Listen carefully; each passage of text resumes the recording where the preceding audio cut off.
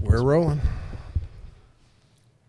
Hey everybody, welcome to another episode of the Creative Businessmen. Today we have Eric Trundy on the show with us. He's a really good comedian in Greensboro, North Carolina. Eric, I'm just going to let you introduce yourself and tell everyone about you. Thanks. I think it's funny saying really good comedian in Greensboro. Two things don't go together. If I was really good, I wouldn't be in Greensboro. Oh, come on, man. Yeah, I'm a comic. I'm out of work. So that's about it, really. Yeah. Been doing it, I guess, 9 years now. Wow. So, yeah, it's been a while. And I've been full-time 8.5. And you're originally from Boston? Just outside of Boston, a place called New Bedford, Mass. It's like one of the worst fucking cities. Can I swear on here? Oh, yeah. Absolutely. Okay, Yeah. just double checking. I was 30 seconds in and I was dropping F-bombs. So from a city called New Bedford, Mass, which is between like Boston and the Cape, basically. And it's one of the worst cities in the country, which is why I'm in the South now. Now, you didn't start comedy until you moved to the South, though, right? I didn't start comedy until I was in Greensboro, which makes no sense. Yeah. I come from near Boston and up north. I was, a couple hours from New York. I could have just gone there, but yeah, man. We were talking about podcasts and Rogan and stuff before we started. My last job that I had, I used to I've listened to comedy my entire life. Like some of my earliest memories are listening to 8 tracks when I was 5, 6 years old. I used to listen to Rodney Dangerfield and Richard Pryor and all that stuff. Oh, that's cool. Wow. Steve Martin, and it was like the only consistent thing. So when podcasts really picked up, I was listening to CDs of comedians at work and podcasts and stuff like that, and then I got some health news at a point, and I was just like, fuck it, dude. I'm listening to all this comedy, and I get this health news, and I was like, what, am I gonna fucking die without ever doing that? And then I literally just Googled comedy clubs. This is when I lived in Greensboro. Oh, wow. I was I had been thinking about it, but I was in Roanoke, Virginia. It's not really a comedy mecca, not the comedy mecca that Not really mecca of anything. Is, and then, I found the comedy clubs out here. I drove over to the Comedy Zone in my work van, and I saw what it looked like, and I said, fuck this place. And then I drove by the Idiot Box, and I said, I think I like that place better. And I went in, and that was it, man. Nice. So, yeah. It's funny. You're from one of the comedy meccas, so it's interesting. Nothing about me makes sense. It's all stupid. Yeah. That's awesome. Yeah. Imperfectly perfect. Yeah, So something like that. you've opened for some big acts too, right? Yeah, man. I mean, I've worked with almost every big comic that I don't really set goals and stuff like that. I'm not an overly positive person, you know what I mean?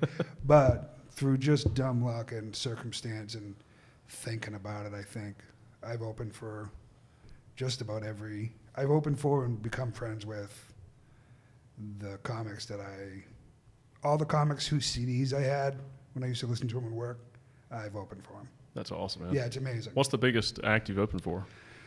Like venue or? What, the biggest comic you've opened for? I mean, my anniversary of meeting Dave Attell just happened. Oh, wow. So that's fresh in my head. That's a big one. He's like super nice to me. Like, couldn't be a nicer guy. Doug Stanhope, just John Witherspoon. Yeah. We became friends. He just recently passed away, right? Yeah. It was brutal. So I met John years ago, and we got along really well. He's so generous and just a sweet, nice guy. And he is what he is. Like, when you see him in the movies, it's kind of John. You know what I mean? Like, that is who he is, but he was also really soft and sweet and kind, you know what I mean? And didn't take any shit either, you know what I mean? So he's not like a fucking pushover. Opened for him twice, I think, and then the third time, he was just like, hey, whenever you want, just let me know. And just call the venues, tell them I said it's fine, and I'll see you there. And I was like, awesome. that's amazing. Yeah. And he knew exactly how much money I was making every time, and he would always tip me. He would give me more money, you know what I mean, to make sure I was, because sometimes when you're, when you get to like a feature level, and they're like, hey, do you want to open for such and such? You're not going to make money, you know what I mean, if you're traveling to get there. It's an opportunity. Yeah, it's, there's some people I'll just go work with because it's fun. Right. And they're good people, and I'd much rather do that than, I've turned down more money to have more fun or a better experience, you know what I mean? I understand. A million times because I'm stupid, but he was one of the guys, he would tip you. It was just, you meet these comics who, like, after the weekend, like Dave Attell, like you learn how to be a comic, not necessarily on stage, how to function as a human in this setting by people who do it well. And, Dave Attell is a perfect example, right? Like, so he brings, now I do this very similar stuff, which was stuff I was already doing because I had experience running a comedy club. And then I see them doing it, it reinforces this stuff, but it's like, just be cool with the staff, which is basic human decency, right? Like, right. Treat them well, but it's like, go out of your way. They're the ones who make the weekend good or not, and they decide whether you have a fun time or the crowd has a fun time. And if you just, he would show up and just give everybody candy. You know what I mean? Like stuff like that. It's just little shit. And now whenever I go, I always try to bring something for the staff, and you know what I mean? Just nice shit. Let's have a fun weekend together. That's awesome. And you can't sell yourself short either on your work ethic, because I know you work hard. I know you've mentioned your goal this year was to do, 300 shows? Yeah, I was doing good. I know it's fucked up now, but I'm at 41 now, so doing great. I was at, I think I was at 38 before this all happened. So, wow. I was at 38, like, March 10th or whatever the fuck it was. But you can still get over 200. We'll see. I don't know. I don't think it's going to happen. Well, maybe, I think comedy's just different now for a while, especially for people at my level, which is not great. No big crowds. Yeah. Well, I just feel like everybody's going to take a step down right now, and all the work that I was getting or about to get, like I was 2 months away from taking another step, like a big step, and just getting out of my head and out of my own way. I was finally like kind of on a roll, getting my ducks in a row. And then this, you know what I mean? Yeah. It's funny. I booked a couple things, a specific couple things that I really was kind of proud of and happy with. And I told Jenny Stencil, she owns the Idiot Box, and one of my best friends, my best friend. Shout out to Jenny. Yeah, she's great. And as soon as we booked it, I was like, something bad's going to happen. So it's your fault. I think it might be. It might be. We were looking for somebody to blame. Yeah. I'll take it. Fuck it. Everyone blame Eric Trundy. Yeah, that's fine. Yeah. Can't find me on social media. You can just send letters via pigeons. Yeah, there you go. Yeah, that's true. I guess big shows probably won't be back until maybe next year. I mean, I have maybe late this year. I have a couple of hours I'm supposed to do next month that haven't been canceled yet, but I just don't see how they don't get canceled. I mean, I don't know. I think especially younger people are going to be willing to take a risk to go out. Yeah, because young people are stupid. Yeah. Well, yeah. They're idiots. But we have to. No, I'm not not trying to be a dick about it, but because when I was young, I'd be like, fuck these old people. Yeah. I'd be out swinging my dick around too. Like, I don't give a shit. Yeah. You know what I mean? But I'm old now. I can't be handling this stuff. So, and honestly, if anybody who's ever traveled with me to a show where I had to deal with, first off, one of the things that I think makes crowds like me is that I love them. Like, and I tell them that in my set. I'm like, look, you guys are my favorite people in the whole world, because they are. They're the only people in the whole world who did what I asked them to do that night. They showed up, and now we get to do this thing that I love doing. I really do love crowds, but this whole virus thing, I'm doing okay because I've been doing this. I've been socially distant for a very long time, and I hate shaking hands. I think it's stupid. Yeah. I hate it. I never liked it. I've been complaining about people shaking my hands for years. You know what I mean? Right, yeah. I remember one of the last shows I did, I was with my buddy JD, and we were up in Roanoke and driving back, and there were just a couple people who just kept shaking my hand over and over again, and I lost my mind. And for an hour on the ride back, I'm just fucking losing my mind over it. So I'm used to that, but I'm also, I don't know, this thing's got me so paranoid now. You know what I mean? Like, I'm just This is a future comedy god. I'm serious. Like, hate shaking hands. What happens? Right? The apocalypse, right? So something bad's gonna happen. You don't realize the weight of your power, man. It's coming. The weight of my power is just getting everybody else to act like me and have to stay in the house. Yeah. Like, you know, Right. That's what I said that the other day. Is I've never felt more understood. You know what I mean? Like, everybody who's like really having to stay in the house and be away from people. This is all I wanted the whole time. Yeah. I just wanted to. I feel I'm fine. Like, and I deal with mental illness, and people are, I've been suicidal for most of my life, and so everybody who really knows me has been checking in lately. I'm like, dude, I'm fine. Like, this is the best I've ever been. Like, I don't have to go anywhere. I'm taking less Xanax because I don't have to be around people. It's amazing. Like, I'm doing great. I'm learning how to cook. It's fucking fantastic. I miss shows. I miss shows and I miss crowds. Everything else, it sucks for you guys, but if it stays like this, I'm fine. You know what I mean? Yeah. Well, I think a lot of the studies that are coming out now are showing that if we wear some kind of protective equipment in public, we can protect each other. And Sure.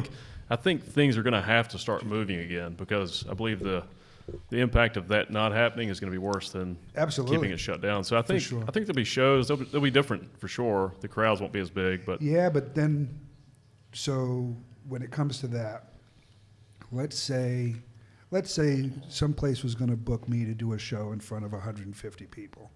Whatever they were going to pay me, now somebody who's more experienced than I am, or has a bigger draw, would do it for the same amount of money I am, because they can't get what they were getting before. Other venues are slowed down. Bigger venues are shut down. So now the market's flooded, and at least I didn't fucking move to New York. You know what I mean? Right. Like, Yeah, that'd be because I've scary. been thinking about that for years, and I just always talk myself out of it because I don't want to. Yeah. But thank goodness. I mean, I came close in the last year. it'd be in a bad place now. Yeah. Yeah, and I mean, I know Sure. people who just moved to New York or just moved to LA, and it's like, what a horrible time. Sorry to be a bummer. Oh, Oh, no, you're it's- good. it's- I was we're like, all I'm gonna go do this experiencing podcast, this and we will not talk about this fucking pandemic. thing. You can't not talk Yeah, about what it. else It's is there? It's affecting us affecting all. everybody. Yeah. Yeah, I mean, like I'm not a comedian. I'm an Right. open micer, Sure. at best. And Everybody's a comedian. You know what I mean? If you get on the mic, you're a comic. I've been doing it for a few months. I guess Sure. 6 months or Yeah, so, yeah. 7 months, and I just started feeling comfortable doing it, or Yeah. more comfortable Yeah. before this happened, and I just did my first showcase before this, and it went really well. I was Yeah. happy with it. Yeah. And Is that the one at your shop? yeah. Great. But now it's like I don't know when I get to do it again. Well, the thing is and- with that is, yes, it sucks that goes away, but that'll come back to you. Yeah. The thing with comedy that's great is you're never done.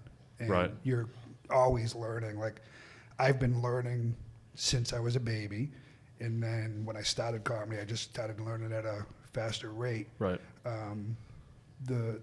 One of the great things about comedy is if you've done it, whatever the highest level you've done it at that's your capabilities. You know what I Okay. mean? So if you had fun at that show and it was good, and now you're worried that you won't get it back, you will. Right. You can. I mean, not. I can't say you will, because maybe you won't. Well, yeah. I mean, I have to put in the work, obviously. Yeah, but it's there. That's what I tell people. Excuse me, when they get nervous about doing a show that's bigger or whatever. It's like, what's the best show you've ever done? Commit that to memory. Think about that right before you go on stage. Walk on like you just did that. Have that confidence, because if you've done that, you're capable of that. It's good advice. Yeah. I love it. I mean, I try to remind myself of that. It's like that with acting too. Yeah. Acting's the same way. Yeah, I've yeah, had, yeah. and I think acting helped me a lot with stand up, because Of course. it's a similar type How thing. could it not? It's the same exact thing. Well, I mean, stand up's it's live, and it's you don't get retakes and stuff like that, so it's a little more intimidating, Yeah, sure. yeah. But also, if you can't act, you probably can't do stand up. Not saying that every stand up can act, well, that's true. but there's a level of acting that you have to have. So, what you need is, I need to be able to act like I still like my jokes. Yeah. You know what I mean? Right. Yeah. When I wrote this joke, or when I said this thing the first time, and it was fun for everybody, it's because it was fun for me. Right. And then after I've told my joke 100 times, 1,000 times, I'm not going to tell it with that same energy. And I've been caught doing this. I've told people this so many times, and then every now and again someone will give me my own advice where it's like, you've heard it 1,000 times, but this crowd has never heard it before. They're hearing it for the first time. Unless you're in Greensboro. Sure, yeah. Even then, you don't play for the people who've seen you. You play for the people who haven't seen you. You know what I mean? And so being able to act like you still give a shit is really important. You know? That's the toughest thing I've experienced with it, is being in a smaller town, is we don't have as many open mics. And even if you have multiple mics, it's a lot of the same people at each one. Sure. So they're already tired of hearing your stuff. Yeah, it doesn't matter, though. But, yeah, I mean, you still go up there. I just go up there and look at it as a rehearsal. So yeah, you can look at it. You should look at it as a rehearsal, but also, I've seen the same jokes thousands of times. I mean, you know, from doing comedy to running a club to working at a club, I've seen the same jokes thousands of times, and I still laugh at them if there's something new. You know what I mean? Yeah. Say a word a different way. Use a different inflection. Anything. You know, the best way to make comics laugh is to let them see that you're working on something. Right. Yeah. People, you know, people who have to work hard respect when they see hard work. I have noticed that if you just tweak something a little bit, it can get a very different response. Yeah, for sure. It's like tiny intricacies. Or a really bad response. Yeah, of course. Yeah. You guys like own businesses and shit right now, right? Yeah. So, like, I am not jealous of that. Like, your lives must be miserable right now. Like, everything okay? I mean, does anybody need a suicide hotline number? We're professional problem solvers, so it's kind of we're used to it. You guys seem pretty positive. Yeah, I like problems like most people like Coke. You know, like yeah, it keeps you going. But we, and I don't. I think both of us went through something. Mine rocked me, but about a decade ago, I went through the house, lost the car, lost everything, and ended up and I've said this before, but ended up in my parents' garage. My mom calls it a 2-car garage. It's 1.5 car garage. We laid the carpet that one of my brothers may or may not have cut out of my home that I lost. Right. Just laid it on the concrete. Furniture there. My wife at the time, 2 kids. We lived in that with a window unit in the wall, right, in a garage for 18 months. Started over. So I went through that, and because of going through that, and then that 18 months was just to get out of that garage, and then 3 years in a beautiful home, but a much more modest home, much more modest lifestyle, and delayed gratification. And then you look at this process, which is probably 10 years start to finish, to finally getting what I'll say is back comfortable, you know, whatever that means. But I made sure, and I think he went through something. He went through a huge swing as well. And what happened is we became ultra conservative in some aspects of our the way we lifestyle and the way we prepared. Yeah. You know, and I knew that no matter what, I didn't want some temporary thing that happened in the economy to be able to wreck me. Yeah. And I didn't plan for this specifically. Nobody could. Now I know to plan for this. Sure, absolutely. All the preppers. I got a friend who's a prepper, and his wife has been breaking his balls for years. And finally, they haven't had to leave the house since this started. He's just so happy. That's hilarious. Yeah. So we were prepared financially for this, and all of our staff, all of our core people, all of our regional managers, all those people continue to get paid. And you know, we can't do it forever, but we were much more prepared. Now I'm going crazy. Yeah. Because I like to work. We like to run 80 to 100 hours a week, and right now it's all we can do to run 35, 50. Right. Yeah. Just trying to find something to do. But it's interesting that, you know, that you went through that like 10 years ago and whatever it is. Like, have you ever met anybody who's interested who doesn't have like a struggle? You know what I mean? Oh yeah. Like if I meet somebody and they just everything's peachy, I can't talk. They're boring. I'm done with you. Show me somebody that's successful that doesn't have a story that that involves them failing and overcoming hardship. And you need that, I think. Yeah, man, it's part of it. Yeah, and thankfully my whole life has been that. So. Yeah, there you go, man. I worry about that with my daughter. You know, I have a almost 4-year-old daughter. I'm like, should I just push her down occasionally or something? Or Yeah, it's weird. Well, I mean, with my kids, yes, by the way, but with my kids, it was awesome, strange. Of course she is. We used to kick her. Right? Oh, I love you. With my kids, I was always worried that they wouldn't. So the way that I grew up, I was abused physically, emotionally, whatever. Yeah. Didn't have enough food, all this shit, right?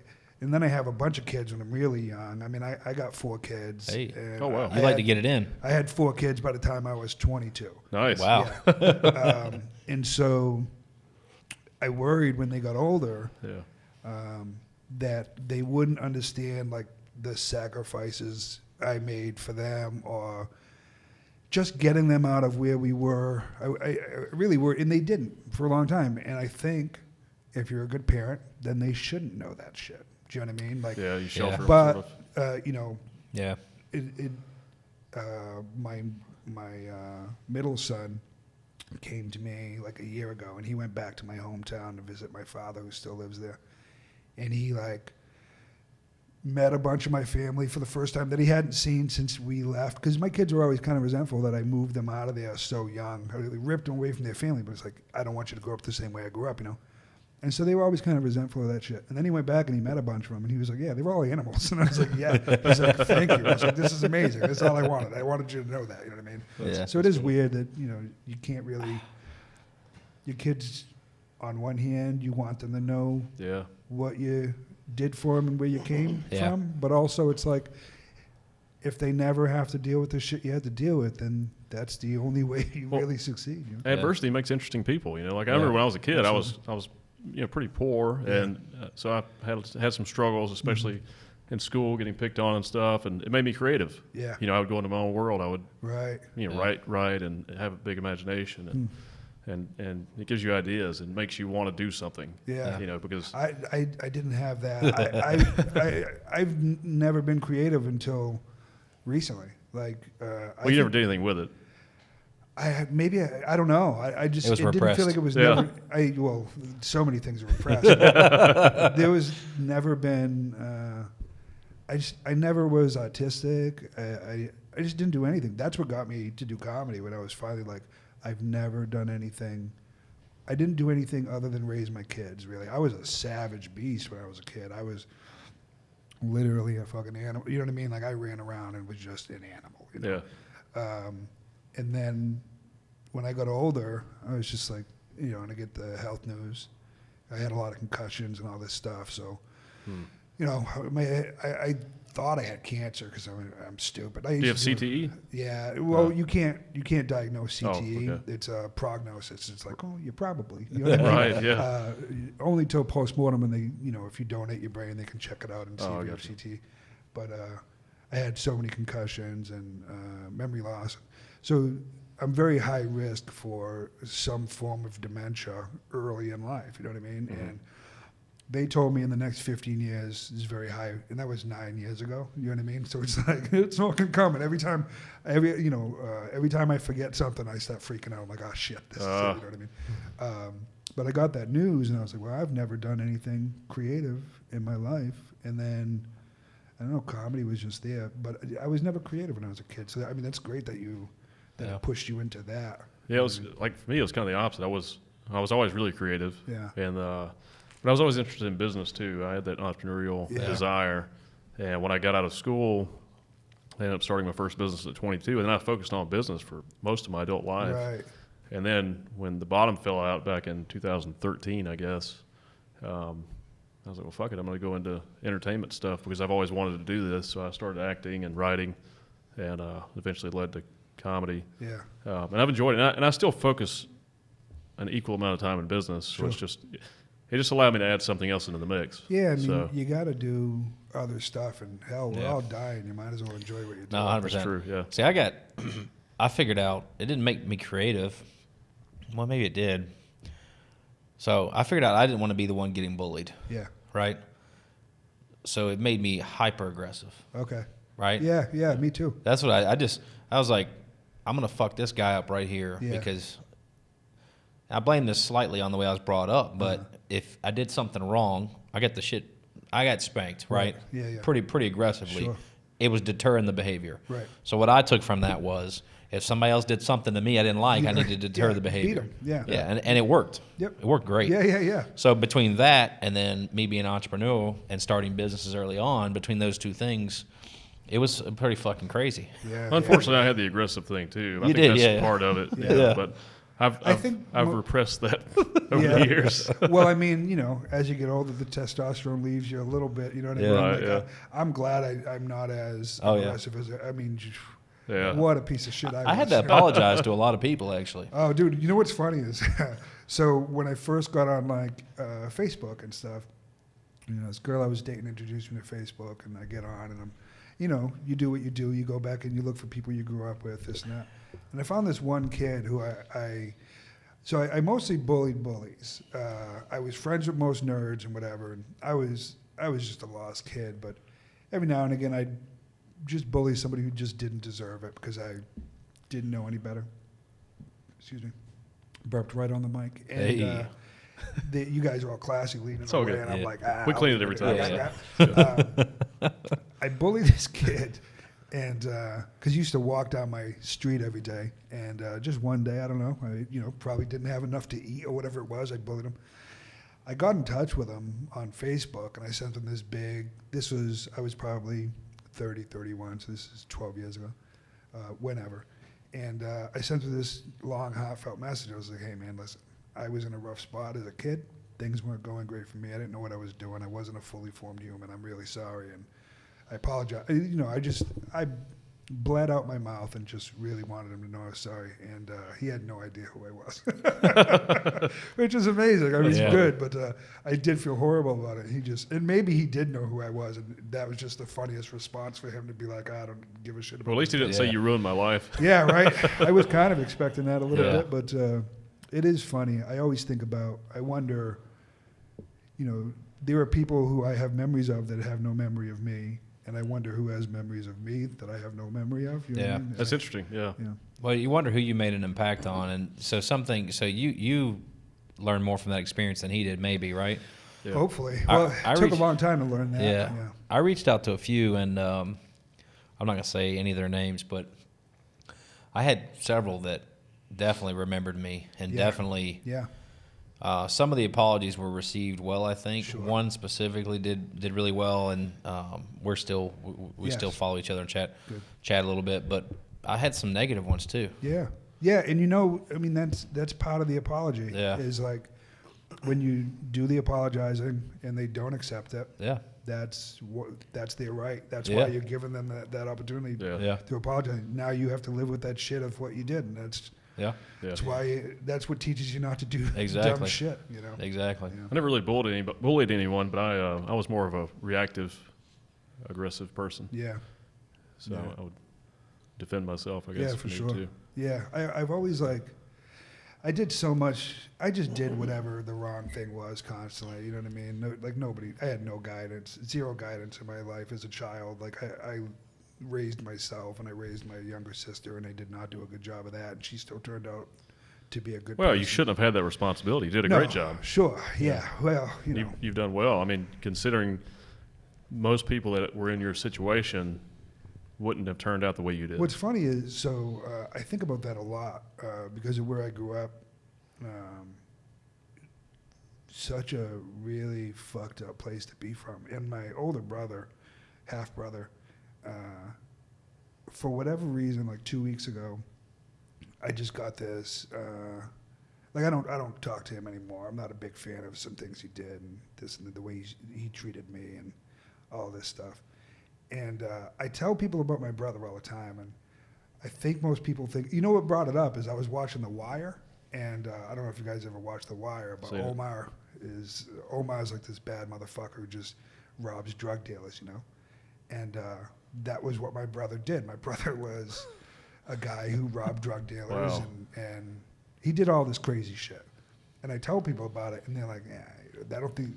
And so I just started Googling, and I found within 10 minutes 5 newspaper articles about him robbing drug dealers, breaking out of a prison, being arrested, dressing like a woman hiding out from the cops. Like all this, I'll send you links. It's crazy shit.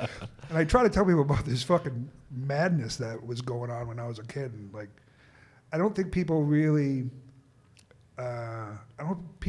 understand how fucking crazy it was. You know what I mean? Especially people that haven't experienced that anything close to that. Because Yeah. when you tell people that, we're all products of our environment. Yeah. And we really are, and especially in those types of environments. Yeah. Because you've got you've got a lot of kids that grow up in really wealthy families, and they're just shitheads, and they make bad decisions, and they're ungrateful. But then you have kids like you that grew up in a really bad situation that you chose to turn out the right way. Still a shithead. I don't think I turned out the right way. I don't think I did. In your own way. Maybe. I don't know, man. Yeah. It's a tangled up fucking mess in here. You know what I mean? Yeah. And I'm not going to give myself too much credit for not being a shitty person. Do you know what I mean? Yeah. But I'm also not an amazing person. Do you know what I mean? I think a lot of people would tell you I'm an asshole, piece of shit, and a lot of people would tell you I'm one of the most helpful people. I think you're a good dude, man. And then the people who really know me well will tell you both of those things. It's a compliment. Yeah. But I try to, as I'm getting older, really focusing on not doing any harm. You know what I mean? Right. For the last, I've been trying for a very long time, but I'm just learning how to do it in the last 5 or so years. It's been a long life. You know what I mean? Yeah. It's been 5 lives. It's been so many different things. I'm learning how to grow up when nobody really taught you. Well, don't ever do that. Yeah, I mean, I want to. I mean, my childhood wasn't great, so it's like, I don't want to fucking go back there.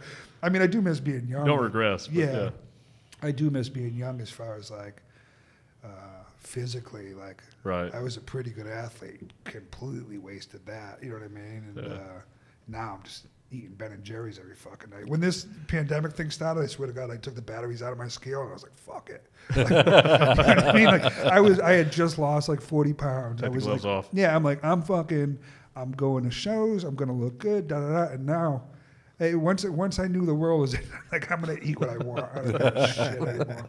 When all that weight I lost, I found it like real quick. It was like I put it back on within a month. Yeah. Well, like you said earlier, though, we're constantly learning. You're constantly learning and improving, and that's just part of the experience. Ideally, right? There are some really stupid people who do not. Right. Yeah. Well, we've talked about this on the show before. Yeah. The importance. Our society. It would be great if we were all focused on creating better people. Yeah. If we raised the floor, people had all their basic needs met in society, and we could, avoid these bad situations that kids are in today. When they're in these broken homes and stuff. And it would just be easier if people didn't have to constantly worry about keeping food on the table and keeping a roof over their heads. And I think it would change and make people better, because better people, create more opportunities. That's such a such a big thing. But I think eventually we could reach that goal. Probably not. I don't want to. Maybe. I think. I think it'll take. I think it's always gradual. As long as there's gradual growth there, I think. Right. Yeah. That's right. As long as we keep moving in that direction. I think that's the right you thing. guys are so positive. When this thing started, two really real things have hit me since this started. One was I really freaked out about kids who were in my situation growing up, who I went to school because they had food. You know what I mean? Yeah. I just realized a couple weeks ago through thinking about that I was the smelly kid in school. I always used to make fun of smelly kids. I didn't realize I was probably a smelly fucking kid. We didn't have hot water, and we didn't wash a lot of clothes. I had the same clothes for 3 years. I probably stunk like shit.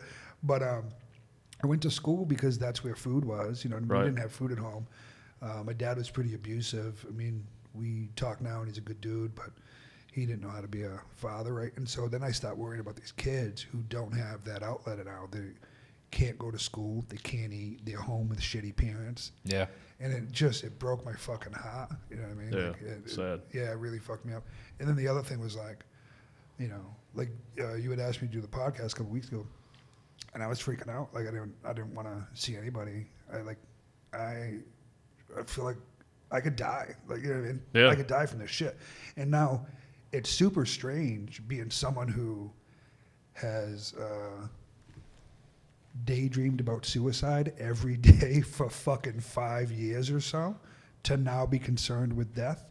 You know what I mean? It's like on one hand, I don't mind if it's on my It's ironic. by so, my yeah. own hand is fine, but, because I'm sad one day, but not because I get sick like that. You know what I mean? It's the same. Like I'm suicidal, but I still I get nervous when somebody hits the brakes late or something. You know what I mean? It's like, you know, What if that's a control thing?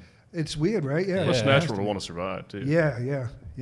I wish my brain knew that. You know what I mean? Stop trying to fucking kill me. Well, just because you have bad thoughts doesn't mean you have to act on them. So. Yeah, we'll see. We all have crazy thoughts sometimes. So. Yeah. Some of us, it's just fun. Seriously, don't act on them. You know, yeah, I try not to.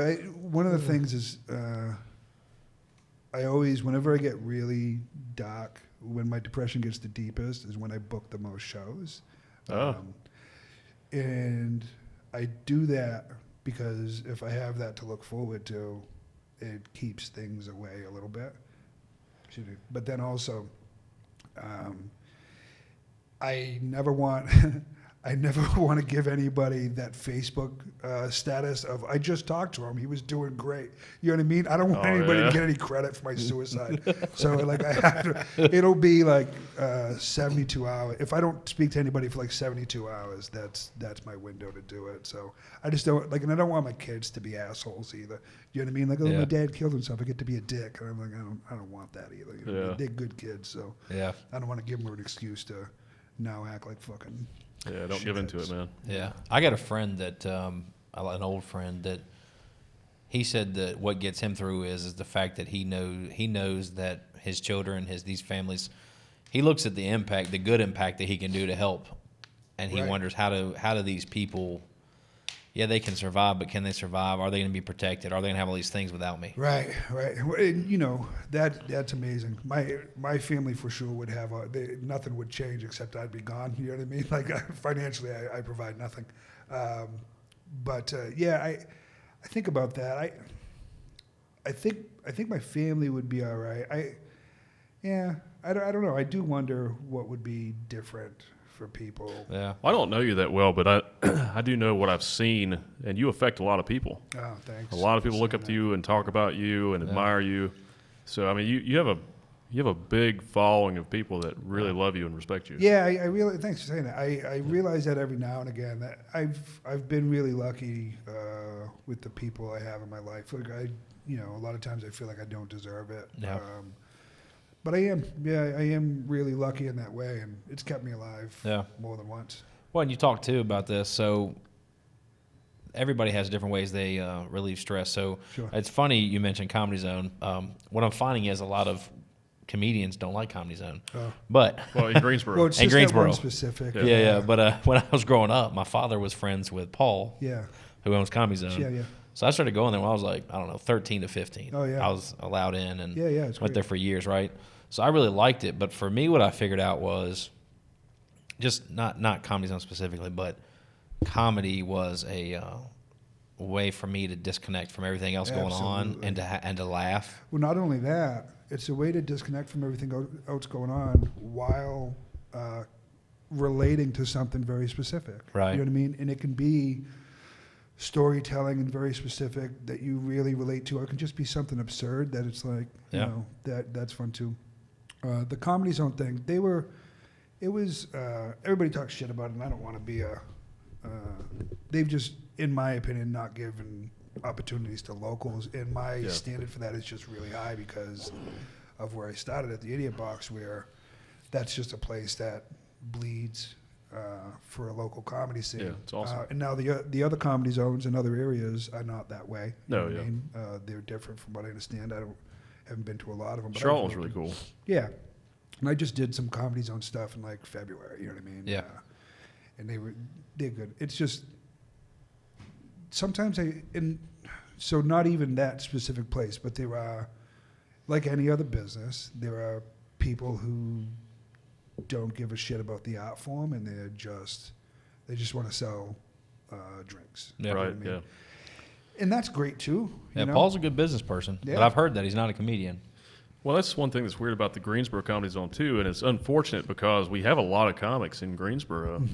And I mean, I was shocked when I first went to the first open mic at the Idiot Box, and there was like 30 some people there. And I was like, wow, this is serious. Well, when I started doing comedy here, there was probably like 12 comics who were pretty consistently doing it, you know, and then it started growing year after year, and I think, excuse me, I ate so much ice cream last night, I'm just burping.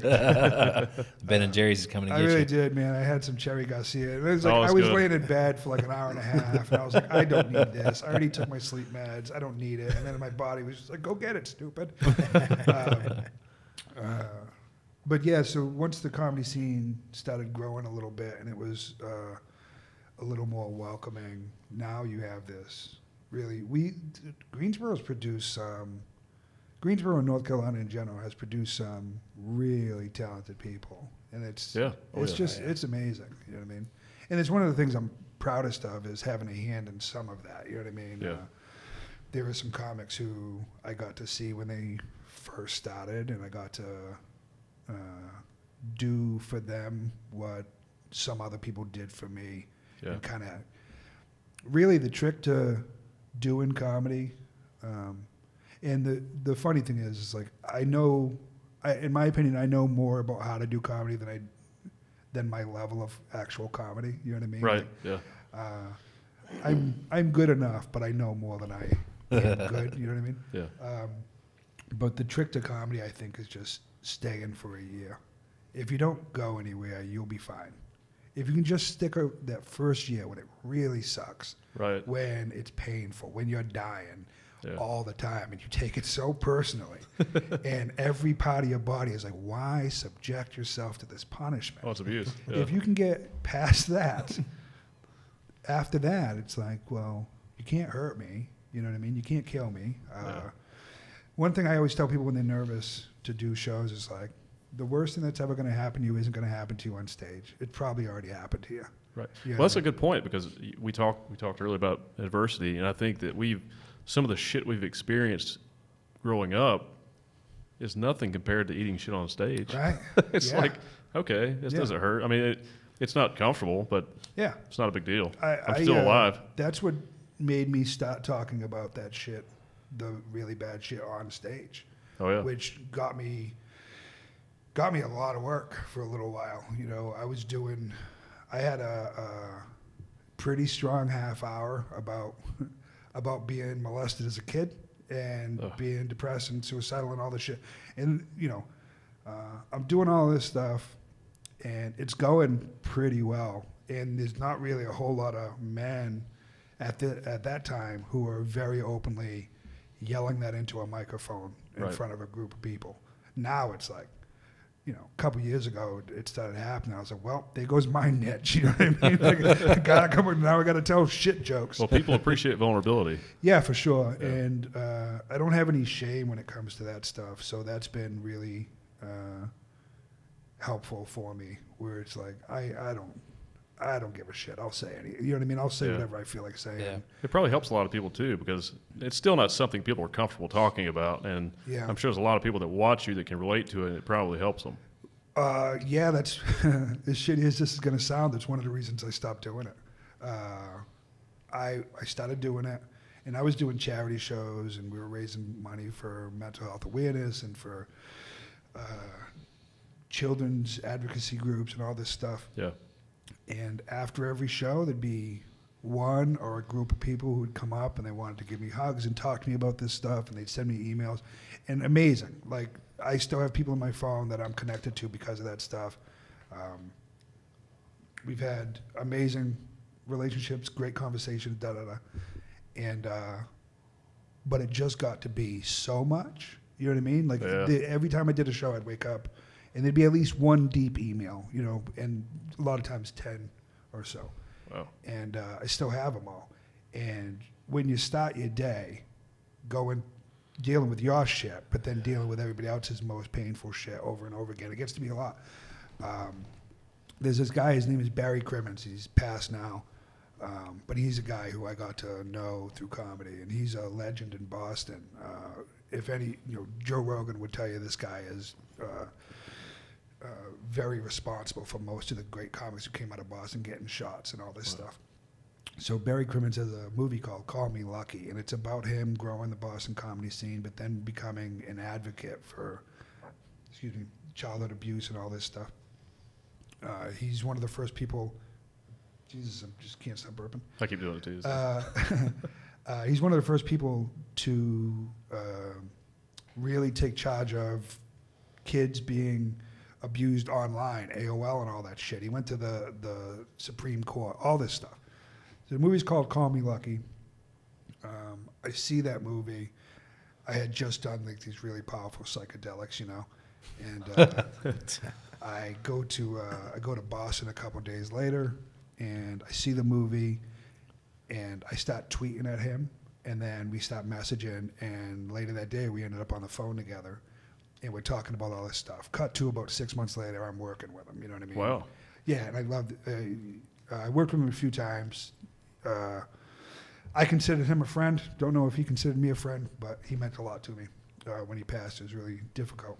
But the first time I worked with him, I had just stopped doing all of my really heavy material about the abuse and all that stuff. Yeah. But we had talked about it, and he had never seen it. And typically, for a guy like him, you wouldn't want that up in front of you. You don't want a band who's playing your songs going up right before you. You know what I mean? But he was like, "Are you doing your stuff tonight?" I was like, "I wasn't planning on it. I hadn't done it in a year." He's like, "I'd love to see it." It was fantastic. Wow. So I do it, and after one of my jokes, about 50 minutes in, he's walking up from the bar to go back to the green room, and he walks by and he's like, that's a great fucking joke. And I was like, this is amazing. That's awesome. And so we had this great night. We were drinking, and he asked me why I didn't do the material anymore, and I told him, I was like, all these emails, it's just getting really heavy. And I showed him the emails, and I started scrolling, and then he pulls out his phone, because he did that Call Me Lucky movie. He's like, fuck it. And he's like, that it's a burden, but if you're helping people and you want to help people, you do it. And he gave me great advice about it. He gave me great advice about a lot of stuff, but so it was just funny to have me bitching about my 100 emails, and then to see him have hundreds of thousands, everybody who saw that movie related to it. So that's really cool, man. Yeah. I'm gonna check the movie out now. Yeah, it's really good. You have to check it out too. So I have to ask, what did you do before comedy? Little bit of everything, man. I think I've only ever had one real job, and that was the job I had right before comedy. When I was, I always had like side jobs when I was a kid. I've mostly had side gigs my entire life, so, I did some weird shit when I was a kid. I pushed carts in like parades. I was a street vendor, and I did some pro wrestling. Oh, that's cool. I was a bartender. When I moved to the South, I moved to the South. I ran a pet store. Oh, wow. And then I was coaching my kids' Little League, and I got tossed out of a Little League game for defending this little chubby kid. And I got thrown out of the game, and the head coach, who was this kid's father, didn't like me that much, I don't think. But his wife loved that I stuck up for a kid, so he calls me and asks if I still needed a job. He gave me a job working wastewater treatment. Okay, nice. I started doing that.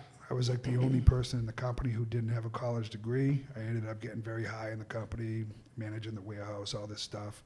I worked there for 8 years, and that's the job I quit to do comedy. Wow. Yeah. Now you said when you were younger you did pro wrestling or pro wrestling? Yeah. Wow. Yeah. So were you a wrestler in high school? Was that Nope. Football player? Or? I could have played every sport in high school. Just real athletic. Yeah, but I just didn't give a shit. Didn't want to, yeah. Had anybody told me hey, stop being such a piece of shit, but I would have ruined it. You know what I mean? I played with some guys who made the pros Basketball, I was specifically good at. Baseball, I was good enough at. I could have went to college for either or. Probably could have played some, cornerback in football. Who knows? Yeah. A really good athlete. And then, I just didn't do anything with it. I played basketball all the time. And then when I started, my cousin, I watched wrestling from when I was a kid. Yeah. I watched a lot of NWA, WCW, and up north WWF was there, but the WCW was on TNT, TBS. Okay. So I watched so much more TBS, and I grew up obviously a Red Sox fan, but I also grew up a Braves fan because I could only watch 80-something Red Sox games, but I could watch every Braves game. TBS is just great for me. So I watched wrestling, and then one day my cousin and his buddy found out there was a wrestling school in the city. Not a great one, turns out, but it was there. I gave them a ride it was open tryouts, and somebody's like, "Do you want to try out?" I said, "Sure." There was like 26 of us, and 2 of us made it. I was one of them. Wow. Yeah. And you were just giving someone a ride to it. Yeah. And I got really good at it really quickly. I started traveling doing that 6 months in, which usually it takes a very long time to do it. Yeah, sure. I got really good at it. I really enjoyed it. That's how high up did you get? And I was traveling up and down the coast, you know what I mean? All independent stuff. I got high enough where I was making enough money to pay bills. Nice. You know what I mean? And had I stuck with it, I would have, who knows? I would have gotten as far as I wanted to go, I think. But I think when I talk to people about how late I started comedy when I was 35, I think, 34, 35. When I have friends who started when they were 18.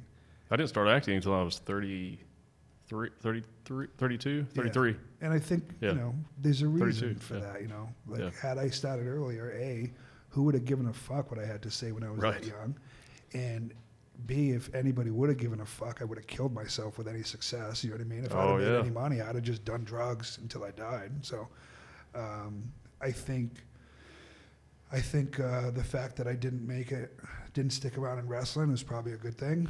Yeah. I already had most of my concussion by the time I started wrestling, and then I wasn't helping myself by getting one every couple months doing that anyways. Yeah. Plus being a smaller guy, I had to be a little more violent, you know what I mean? Yeah. And physical and stuff like that. So, it's probably good that I didn't make it. But up until I started comedy, it was the most fun I'd ever had in my life.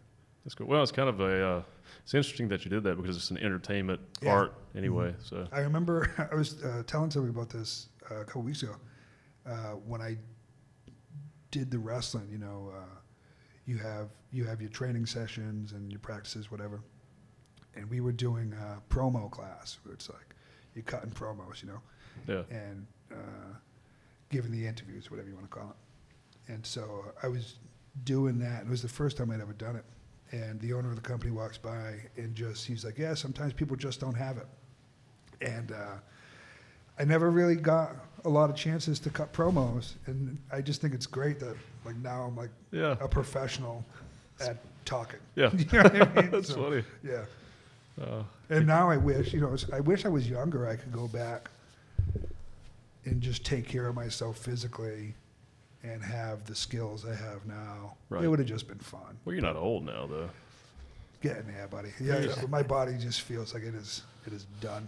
Yeah, but you can still work out and. Yeah. I just like ice cream. Yeah.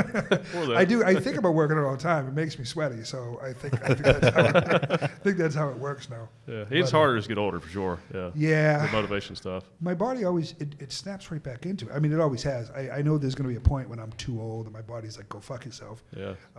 But usually, if I start exercising and eating right, my body gets back into shape pretty good, pretty quickly. So who knows if it's a good time to work on it. I'm going to stay in solidarity with everybody while this thing's going on. I'm going to eat like shit and get real fat, and and once we find a vaccine, I'll start working out. So I don't know, man. You could jump on it now in secret, and then just come busting out. Yeah, I don't have that motivation. It's just nothing in me. Like you look like you work out all the time, and I hate you. Actually, I haven't worked out 2 months. In a while, yeah. Yeah. I have a gym. I just walk through it, and that counts. You just walk through it. I should be, but I've never liked the gym either. I've never liked the gym. I like activities. Like the best shape I was ever in was when I was playing basketball and wrestling. When I did those two things, that was fun to me. It's like that's not working out. You still can play ball or no? I think so, but I mean, I probably can't you jump. have to be careful with your Achilles. Yeah, I'll break something for sure. I miss basketball. Me too. Yeah. And that was my sport. So, Yeah. and I wrestled too and Yeah. did some other things, but basketball was my shit. And Yeah. I can't run physically right yet. Right. I mean, I can like do a sloppy jog, but Sure. I can't wait to get. I've been dropping weight and doing things, and I can't wait to be able to play basketball again. Yeah. So I was just curious I'm because actually I really miss that. I haven't played consistently in probably, man, it's been 15 years probably. I'll play a few times a year at most, but now I'm starting to get it. I'd like to just play all the time. Yeah. Honestly. I've been hiking a lot. Yeah. And, That's Daniel's great. been hiking with me some, but There you go. I enjoy that. And I just started working out again this week with like the resistance bands at my house. Yeah. Those are cool. They work really well. Yeah. I got into yoga for a while. I love yoga. I should still do that. It's so good, man.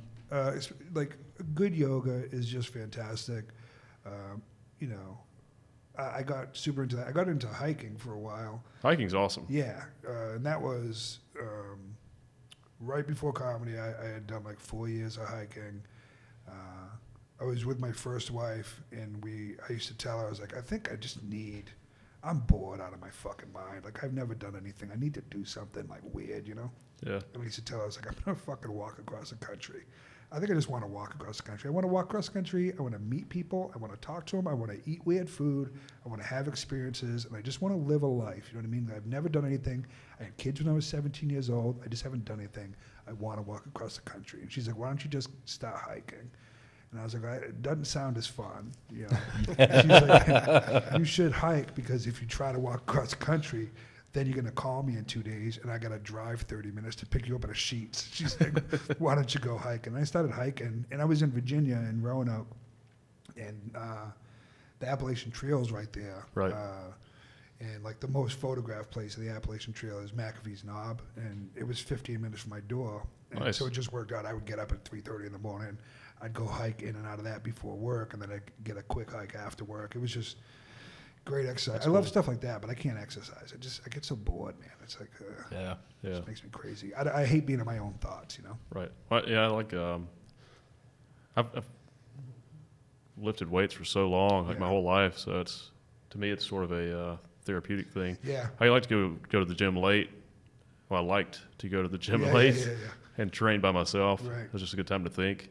And I just replaced that with hiking. Gotcha. And I love the hiking's better though because hiking's fun. it's so relaxing It's and meditative, yeah. it is. Yeah, it's very therapeutic. Oh, yeah. Yeah. Until you twist an ankle. Bro, I don't do any intense hiking. I'm just I think strolling through the woods. Yeah, he intentionally left out the distance that we would be hiking the first time I went with him, which I'm glad that he did. Yeah, Because yeah. if he'd have said, "Oh, it's like 2.5, 3 miles," I'd have been like, "What the fuck?" Yeah. No.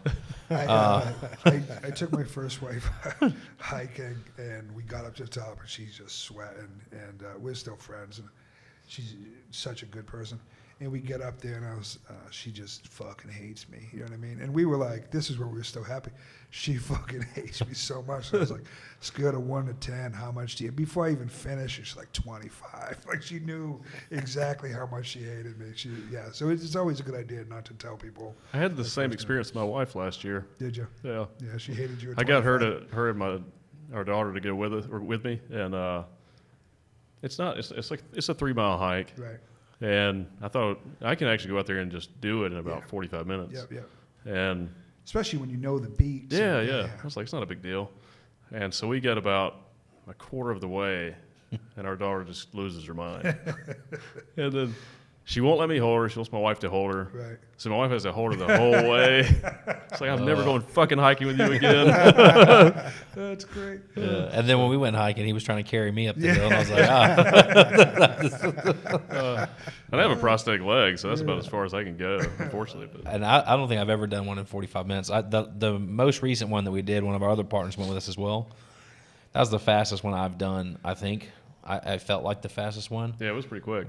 He takes it easy on me when I go with him, but it's definitely therapeutic. Yeah. But it rocks me, man. I mean, it's no joke. It's not like going out to a flat track and walking. It's very for different. sure. A lot of elevation changes. I'd rather do and the stuff. hiking than a flat track too. Yeah. Oh God, Oh, it's yeah. It's just more horrible. interesting. Yeah, I've been. that's when you have enjoying suicidal thoughts. it. Yeah. I've got comedian friends who are so into working out. You know what I mean? And like Evan Williams is one of my friends, and he's just amazing comedian. He's one of the funniest people in the fucking country, you know.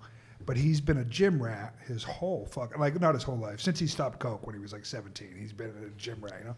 And he's just so into it. He's always posting the videos on Instagram of him doing pull-ups and working out. And I'm just like, fucking stop it. You know what I mean? Like, he's like, I'm convinced he does it to try to make me feel bad. But he says he loves it. So I love it too, man. But that was one of the things I went to deal with stress. yeah. Yeah. Yeah, it's great. I'm just not the best at healthy things. You know what I mean? Yeah. Like, I know all of my shortcomings, and that's one of them. I just don't like exercise. I like activities. I just don't like exercise. It's kind of a weird thing, though, if you really think about it. Like, I used to be big into bodybuilding, and now looking back at that, I was like, wow, it's Whatever fucking keeps you. a little bit insanity. Whatever keeps you alive. You know. That's what I mean? true. Yeah, just something, a hobby. I like cleaning. That's my I'm so OCD. Oh. I'm just like, I clean like people work out. Like I do it every day. I do an hour a day, sometimes 2 a day. You know what I mean? I need to figure out how to like that. Yeah, I love it. I mean, because where I grew up was so filthy. You know what I mean? Like we had bugs and we were gross. And now I can't handle it. That makes sense. Yeah, it just makes me insane. So it's that's why I'm like now. Like I've had, like everybody's walking around with hand sanitizer. I've had this same bottle for 2 years. This is like, I didn't just pick this up. I just keep refilling it. I've had the same one for 2 years. I like, you'll always catch me. What's funny is working at the bar at the Idiot Box,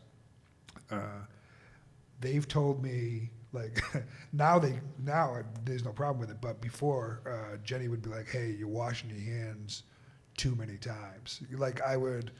Like I'd be in the back of the room, and so the bar at the Idiot Box is in the same room as the stage, and I would have the sink going the whole fucking show because I'm just washing my hands. You know what I mean? So now she's like, "It's great. We've already had the world's cleanest bartender. Now when we open back up, we're fine."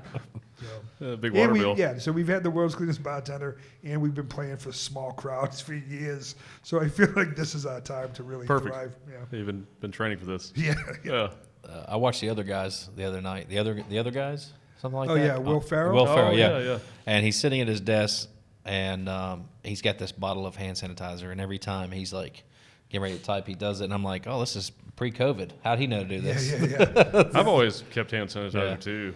Yeah. Actually, I kind of stole that from you and your door. In my truck, yeah. In the door, and so from riding with you, that's when I did it. And I've had one there for years. Why are we not doing that anyway? Somebody shakes your hand, I'll tell you, like I'm trying to figure out what is gonna be the thing that's just different from now on. Like 9/11 happened, airplane security, you took your shoes off, blah blah blah. There's just a thing that happened, and now we accept it. I'm trying to figure out what the new thing is that's gonna come out of all this. And I still don't know, but I really think like we're going to come out of this and everybody's going to be like, all right, we got to be more sanitary, wash your hands more often, da-da-da. I think that's going to go away. I think people are going to go back to being fucking idiots pretty quickly. Probably. Yeah. They find a vaccine, everybody's going to be jerking off and shaking hands again. I think people that are more conscientious of that stuff will continue to be a little bit more proactive about it. Yeah. Like me, I'll be more reluctant to shake hands with people. Yeah. People I don't know, I've noticed I just keep more distance when I'm chatting with them. Like, cause it's how it should be anyway. Yeah, I'm from the South, man. Like you said, shaking hands make you feel uncomfortable. Yeah. Not shaking your hand makes me feel like I'm being rude. Yeah, that's true. Yeah. No, I totally But now get knowing about it with you, I wouldn't do it. But, well, so when I work at clubs with comics, or if I'm by myself, but mostly, if I go and work a club or a show, whatever, some of the crowd wants to talk to me and shake hands, and I love that. You know what I mean? I love talking to them and da-da-da. Shaking hands is my favorite part, but I get it, and I fall into it too. But if you're like a name comic and you're by the door after the show, every single fucking person in there wants to come up and talk to you and shake your hand. And now if you're at Good Nights and it's 310 people, and you're going to shake every one of those people's hand back to back to back to back to back, it's just a lot. And I Yeah. know a couple comics who are just germaphobes in general, but they still, it's part of the job. They got to do it, you know?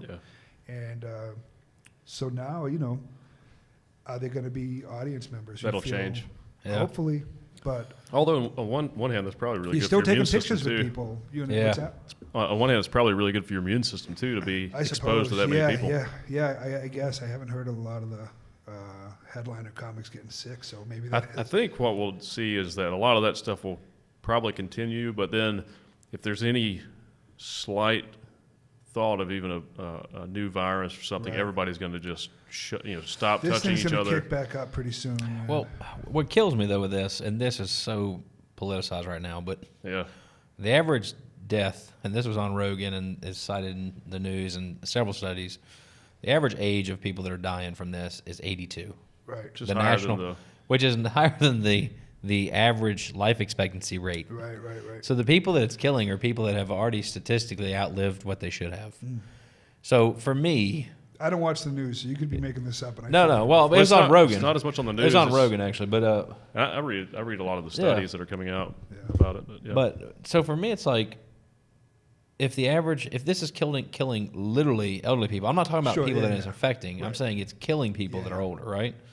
So for me, and I mean, obviously, I've got grandparents, and, Right. and I get it.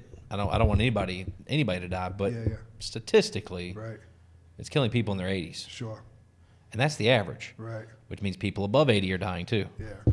right? And there's this one old lady I hate. So I'm kinda wrong. Exactly. There you go. So, but so that's the thing for me. It's like we've done all these things, and it just seems. I don't. It's I not. think It's it's not. overkill. Yeah, Yeah. I don't know if I just feel like. well, I it's, think we should focus all our efforts on protecting people that are elderly, That are at number risk. one, and then people that are that would be more susceptible You know statistically. what they're not talking about People is that are the obese suicide or- rate has went through the roof for the Has last it? 2 Yeah. months. Oh, really? 100%. Oh yeah, yeah. And I mean, I've got family in law enforcement. We've had multiple people talk about this. Rogan talked about it on his podcast in their county where they were having 1 or 2 suicides a week, and I I think, think it Nick went, Swartzen said something about a sheriff friend of his said he usually dealt with 1 suicide a week, and they're doing Right. about 5 a day now. Wow.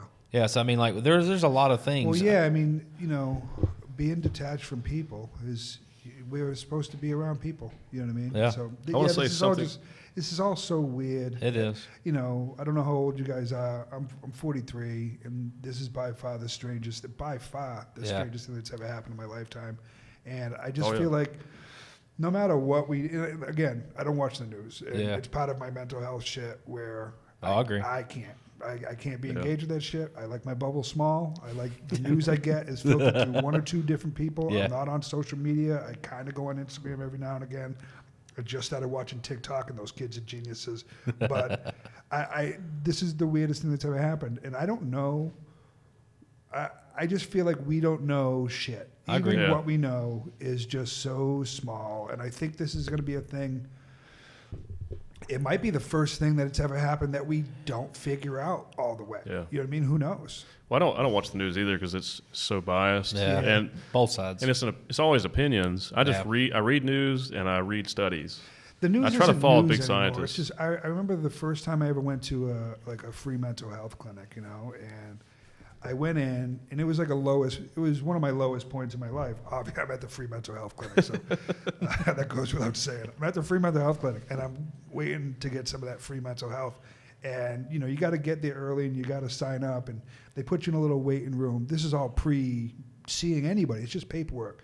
It's paperwork to see a person, to do more paperwork to see a person who obviously can't get a real job. You know what I mean? Like, whatever. I'm not bashing them. Great. I love those people because they've saved me, but Yeah. they're not the best, right? And so I'm sitting there, and I'm in the waiting room, and they got one of those big, stupid, boxy TVs up in the corner, and it's like The Price is Right is on, you know what I mean? And that's fine for crazy people. We can watch The Price is Right, and maybe somebody argues about the price of the fucking the lawnmower. Who gives a shit? Right. Yeah. But as soon as that ends, the news comes on, and it's like 3 children locked in a car. And it's like death, death, death. Yep. I get up and I go sit in the hallway. Now I look like the craziest person in the crazy person. And the lady comes up. She's like, "Why are you sitting in the hallway?" She goes sit in there. I was like, "I'm not sitting in there. You're like, killing us. You know what I mean? Like, I'm already want to die and kill myself. I'm mentally ill, and you're making me what? And that was basically the last time I've watched any news. Like, I went back in the room. I shut the TV off. Everybody was pissed. I was like, "Were you watching that?" Do you know what I mean? Like, maybe that's why you're here, right? Because you're watching so the fucking negative. news. It's just so negative, and in both sides. You know, just all sides. Even I can't handle it. It's too much stimulation for me. I already have such a negative viewpoint about the world. I don't need it reinforced daily. Right. You know I used to work for a news channel, and I had to quit because it was just death. It was local news, so it was just death, and we did like 3 shows a day. Right. And it was like a few main stories, but the bulk of like local news is like a death count. And it's just like, what is this for? So Jenny Stencil, owner of the Idiot Box, used to be on a couple news stations. I saw that. WXII and in San Antonio. And she was like the comedic traffic lady, you know what I mean? Right. Like, if you ever saw the traffic rap, it's fucking hilarious. Funny. And she hates when I bring that up, so everybody go and watch It's great, that. though. Post it on her page. I don't give a shit. But it's like you get that. It's like we're gonna watch. She's gonna rap about traffic, and then it's like, 42 old people mass murdered. You know what I mean? It's like, what the fuck? I know. What? But that says something about us as people. That's the thing we want to wake up to. We need to know that they wouldn't do that if it wasn't working. Right. Do you know what I mean? That wouldn't be the lead story every night. Maybe it's not working though, because a lot of the mainstream type media is going away though. I think the way exactly what you're saying. Like, look at Joe Rogan has how many viewers of more than all the news channels. Right. Yeah. I think it's not as effective. I think that these news stations are owned by politically powerful people. Absolutely. Some executive that says, I think people want to see this. Yeah, but Still has a following, obviously. People are interested in. I'm not even vouching for the news. If they went away, I really until one of you guys told me, I wouldn't know. You would know, But excuse me, I think whatever the source is, wherever it's coming from, whether it's print, whether it's an actual news, whether it's a person on Instagram, whoever the fuck it is, has a skewed vision of the news. Do you know what I mean? There's just no actual. There's very little actual reporting.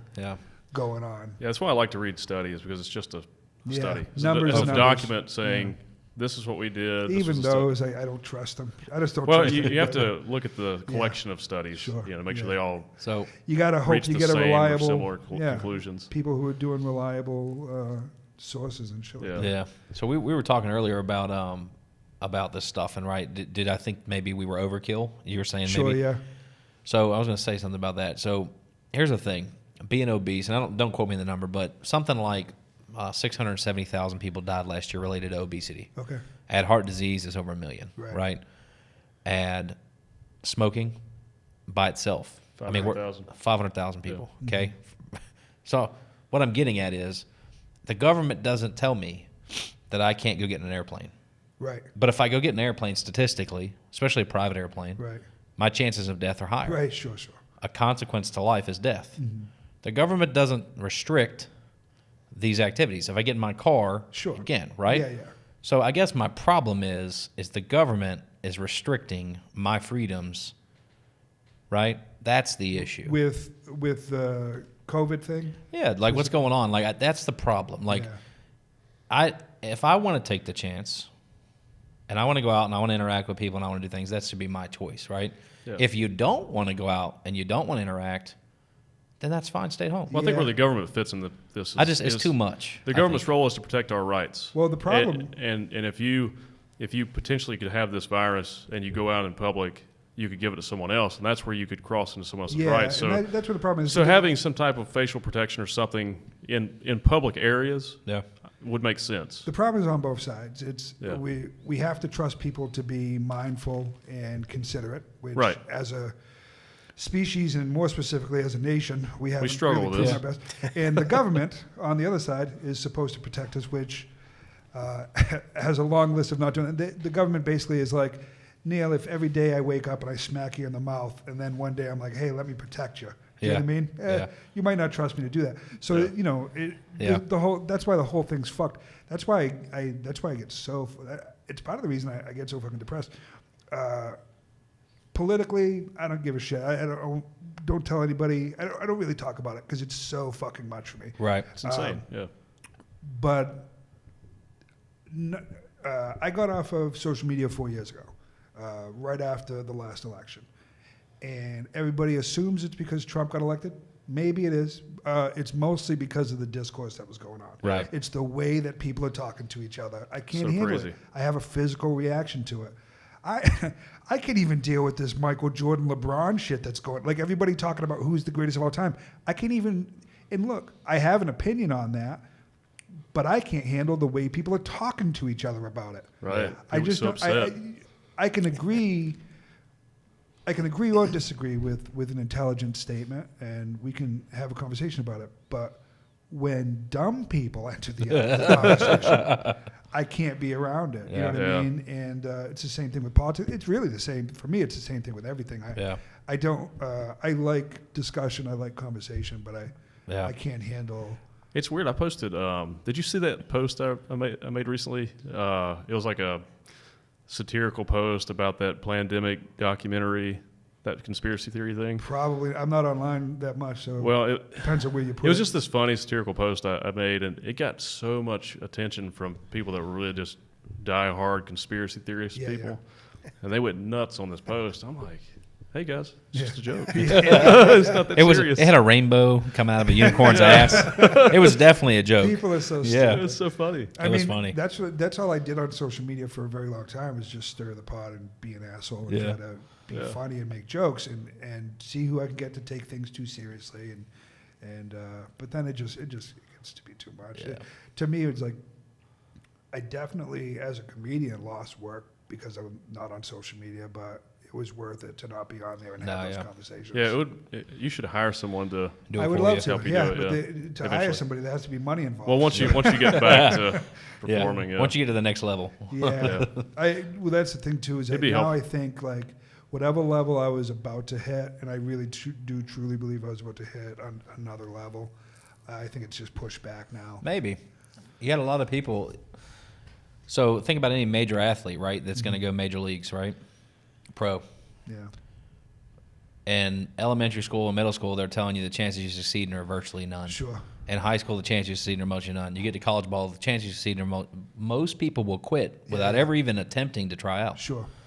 Right? And so you have this mentality about what's going on right now. I bet you most of the people in your field feel the same way. They have the same doubt, right? The same thing. Well, they may do something else. No, and I was talking about this the other day. It might be a bad time to be a comedian. Doesn't much matter for me because all my eggs are in this basket. I'm now an artist until I die. One of the things when I quit that job 6 months into comedy, one of the things I promised myself is I would never have another regular job. And I haven't, and I won't. And part of it is me being stubborn. The other part of it is I can't handle bosses. I don't like people telling me what to do. I've spent so much of my life with shitty, irresponsible predators telling me what to do and putting me in situations I didn't want to be in. I have a visceral reaction from doing it anymore, so I just won't. And I've proven to myself that I can survive on just being creative, and so hopefully all these other motherfuckers quit. Hey, there you know go. what I mean? Like, I'll take the space, but I am bad at the business part of it, which is funny that I'm on the creative business. Well, sort of, but you make a lot of good points though, and we talked about this on the show before too, and just in person, is that one of the biggest keys to being successful at anything is just perseverance. Right. Just continually pushing forward and keeping momentum. And that's what you're doing. Well, sometimes you can be commitment. You can persevere through sheer ignorance. You know what I mean? Well, that's true. Yeah. And, you have to be be progressing. But yeah. And I feel good about what I do on stage, and I'm a firm believer in you never really get to decide if you're funny or not. Right. People who are funnier than you get to tell you if you're funny, and people who have money get to pay you if they think you're funny. And the audience. That's it. Yeah, and so, I have a strange level of confidence when it comes to comedy that I do not have in literally any other aspect of my life. You're really good, man. Oh, I appreciate it. I don't, like, if you said, hey, Eric, we're doing a 1,200 seater right now. You're going to go do 30 to 60 minutes. I'd be like, fuck yeah. You know what I mean? That's awesome. It just doesn't bother me. And I know I will have jitters. I'll be nervous. I'll be shaking a little bit. Yeah. As soon as I walk on stage, I have whatever that thing is. But if you said, hey, Eric, you got to save a decent amount of money, I'm like, well, we're all fucked. Now that you bring up the nervous thing, is that something that you've kind of worked your way into, like dealing with, like the comfort level with the crowd sizes, or it's like experience? Yeah, it's just that thing of not quitting for that first year. You know what I mean? And taking every bad show you could do. I've done every bad show you could possibly do as a comedian. I've done every type of crowd. I've been assaulted on stage. I've had old ladies tell me to go fuck myself on New Year's Day. You know what I mean? It's like, what are you gonna do to me that, you know? And again, the worst thing that's ever happened to me is gonna happen to me on stage. You know what I mean? And I've gotten crowds that shouldn't get me. You know what I mean? I've been proven wrong so many times by crowds. Like whatever assumption I make about them when I walk in, I'm like, oh, they're not. This old Trump rally, they ain't gonna like me. Fucking love me, those people. We're just hanging out afterwards, having a great time. You know what I mean?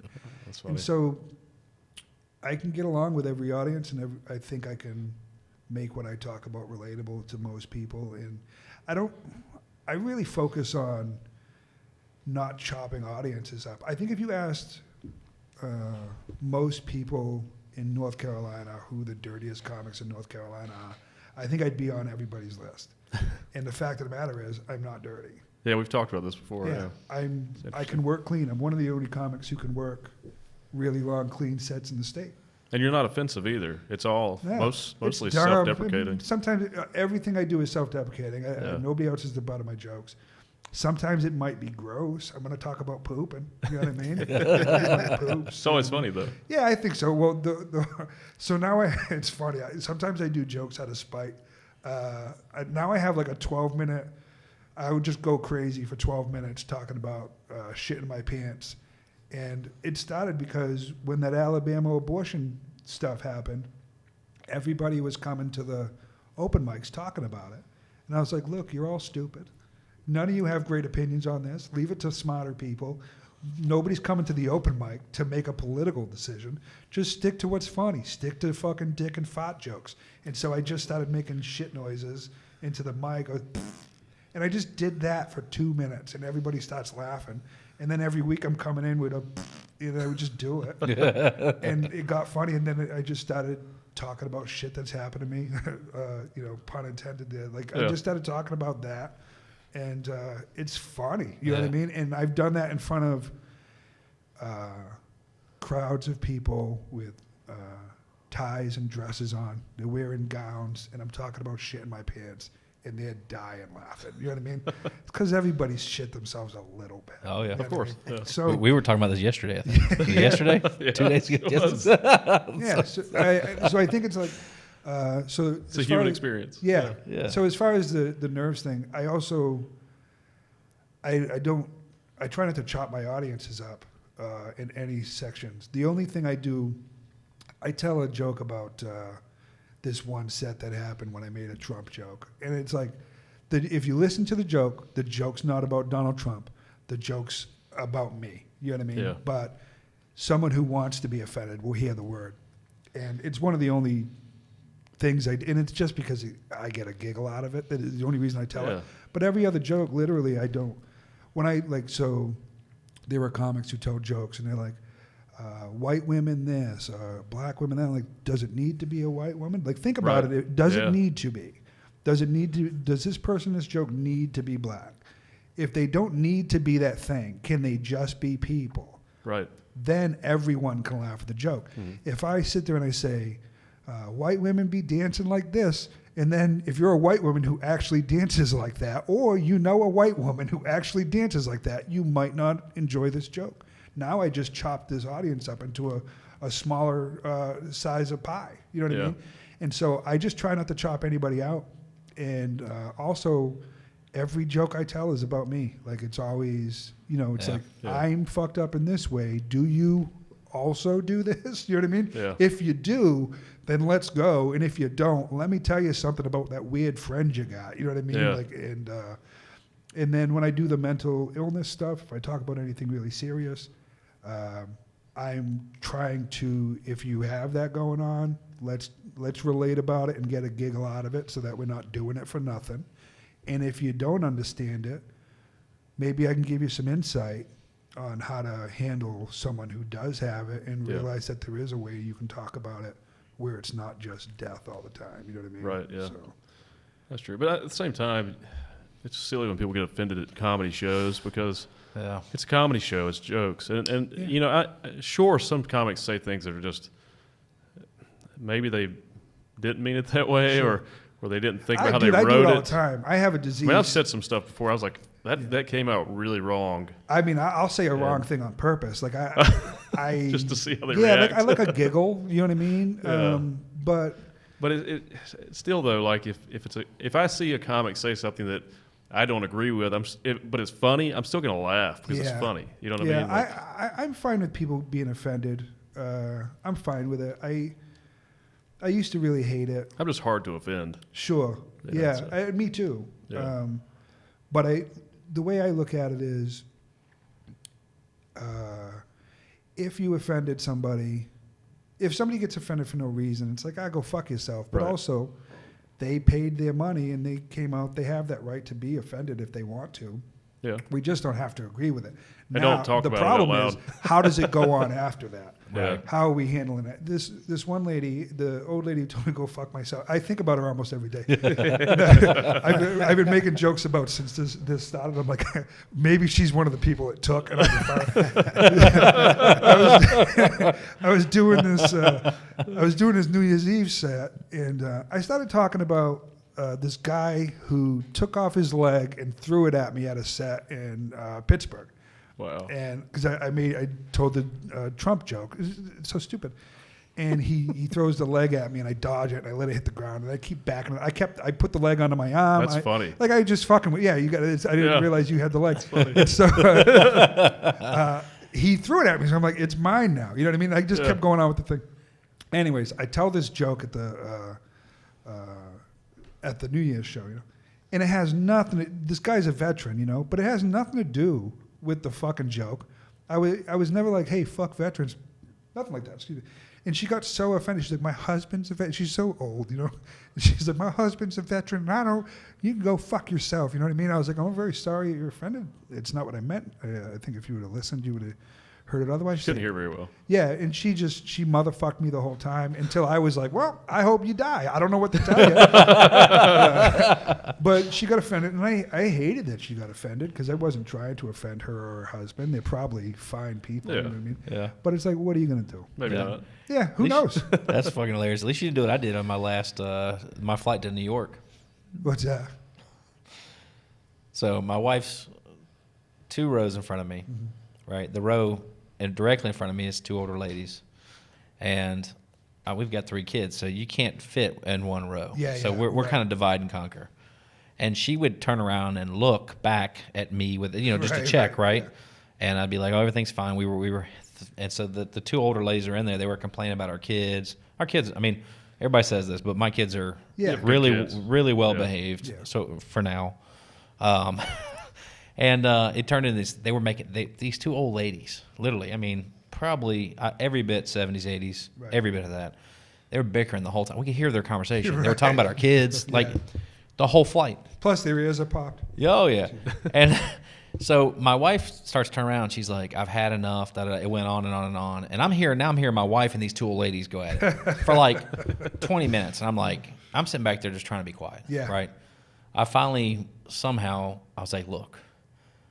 I wish your fucking husbands were fucking here because I'd beat the fuck out of both of them. Because I can't do anything to you guys. I was like, I could get them to rein you in. Maybe this is chauvinistic, but I don't talk to the women. I would talk to the husband and say, hey, man, let's figure this out. Let's get these ladies to shut the fuck up. That's my thought process, right? Anyway, they both go, our husbands are dead. And I'm like, they are fucking lucky. Oh, Jesus. So I say this. I tell them that their husbands are lucky that they're dead, and it's best for them, and that they're out of their misery, and saying it to these old ladies. And then They hit the button. They paged the lady. What's going on? So anyway, I lost my temper a little bit and then told the two older ladies. I was very disrespectful at that point, but I thought in hindsight it was pretty funny. But what else was I supposed to do at that point? At what point do old people need just fuck off? Oh, they were mad we had luggage. They're like, well, you guys have too much luggage. Look, that was the other thing. I totally respect old people, and I think whenever I get a chance, I'm nice to them. I help them. But you don't just get to be an asshole. You know what I mean? Right, yeah. If you're an asshole, you're an asshole, regardless of what age you are. But just that is not a license to be a fucking piece and not of for an extended window. Like, I had had enough. I told told an enclosed space. Yeah, and in fairness, I told my wife to shut up too. Yeah, you know, I was like, hey, shut the fuck up. Everybody shut the fuck up. So anyway. Fucking people. Yeah, man. Yeah. We're all complicated. Yeah. Complicated, messy messes. Yeah. Man. But anyway, so now we're gonna have to check in. You're gonna have to look this lady up. Did you get her name? No, she fucking left pretty quickly. Well, Jenny got between us. Like I was behind the bar, and I was laughing. I told her to go fuck herself and hope she died and all that weird stuff. And I bring it up every now and again on stage. I tell the story, and I now, especially if I do another New Year's show, I definitely bring it up and I tell that story. And one of the things I tell them is like, it's like I talk about all the weird shows I've done, and one of the things is, having an old lady tell me to go fuck myself on New Year's Day, and she flipped me off, and it was the longest, skinniest, boniest middle finger I've ever seen. And I said she was old. She was like 80, 85 pounds, however old that is. Yeah, I don't know who she is, but I hope wherever she is, she's dead. I hope she's fine. These fucking people are gonna tweet me about it. They're gonna roast you. I don't give a they can go fuck me. You guys got 12 listeners. all 8 people who are upset are gonna remind me on Twitter. It's gonna double my Twitter following. I love it. You guys on Twitter? You doing the whole Twitter social media? I have a Twitter, but I'm not trying to. With the businesses, you got to be. Man, most of our stuff's we've just really in the last for me, maybe the last 6 months really getting into it, and it's growing quickly. But yeah, I mean, and the businesses operate independently. I think if they've got a presence, it's tied specifically to the retail operation of that business. Yeah, we do mostly consulting, so Gotcha. Yeah, we don't deal with the public. Now we've got clients that we consult for. We've got people that we work with. One of them's got over 700,000 followers. Another one's 18, 19 years old. He's got almost 100,000 followers. I mean, we've got several that we've been working with for years that have massive presence. We haven't brought them in yet. We're kind of working our way up now. But no, just we were trying to get our feet wet, right? Kind of get this thing going and kind of get our systems down and our routine down. And we've got people that we can bring on, but also North Carolina's got a lot of really interesting people. They're doing a lot of great things. Absolutely. That was a lot of the idea, was have a lot of local people that are, entrepreneurs and artists that maybe there's so many fucking talented people. No, there is. Yeah, it's just ridiculous. We can bring in a guy who's got a lot of followers and he lives in another state. That doesn't mean as much. Sure. We're having a tremendous amount of fun doing this. Yeah. And I'm learning a lot. I think that's the trick, right? Is just have fun, and then everything else will figure itself out. We're not. Just keep doing it. Well, especially if you guys have a mind for business behind that. I mean, what's funny is I've been turned down work because I'm not active on social media. People be like, we wanted to have you in, but you can't promote. And I'm like, well, you're going to have me into Georgia to promote to people. I don't know anybody in Georgia. Yeah. And nobody's coming to a show to see me. I mean, anybody who, if I'm on a show with a headliner, you don't need me to promote it. Yeah. You know They need to promote it too, though. Yeah, I'm not going to be. Look, nobody's coming to see the guy in the middle. You know what I mean? If I'm good, it's like a happy surprise. Right. Do you know what I mean? It's like, oh, that fucking guy in the middle, he wasn't horrible. Great night. You know what I mean? I don't need to be fantastic, and I definitely don't need to be. But I mean, there are people. You might be better than the main actor. I was going to say, I've seen several times it's happened where I've seen the guy in the middle beats the headliner. It's happened.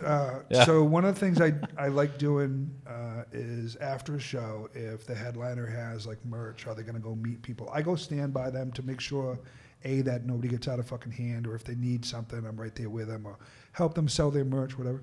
And I opened for this one guy, and he was very nice, and wasn't incredibly funny, more of a storyteller, and he's done amazing things. I'll tell you when we stop. I'll tell you what it is.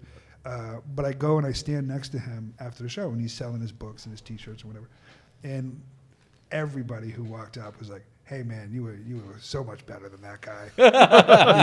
You should have been the main actor." And then they'd go shake his hand and be like, "You were funny too." And I'd be like, "Dude, I had to go outside and not stand next to him because that's gonna fucking cost me money." Right. Like, thank you for the compliment. It's amazing. But not right here. You're gonna cost me the next time this guy comes through. He's like, not that fucking guy. We can't hire you because it makes him look bad. Yeah. So Yep. it happens, and that's always great. It's a huge compliment. But I'll tell you, there are just some headliners out there who are just unbelievably talented, man. Like the amount of talented people I've gotten to work with who are just as funny as the funniest people in the world. You know what I mean? Like, there are people who are so brilliant and you have no idea who they are. Seems like kind of a comedy renaissance right now. Like it's just really It blowing was. up. Or it was. Yeah, it was. It was. We Who were knows doing now, great. We but were on a real roll. Yeah. Well, entertainment in general, there's a lot. There's so many outlets now. Yeah. You can come at it from so many different angles. Yeah, it's I awesome. guess. Yeah, we were talking about the level of talented people from this area. There are comics like guy who started in Greensboro at the Comedy Zone, Jordan Fisher, is one of my good friends, fucking Comedy Central and writes on the Tonight Show, and it's just like from Greensboro. It's just unbelievable. Awesome. You know what I mean? There's some big actors from here too. Yeah. So it's loaded with talent.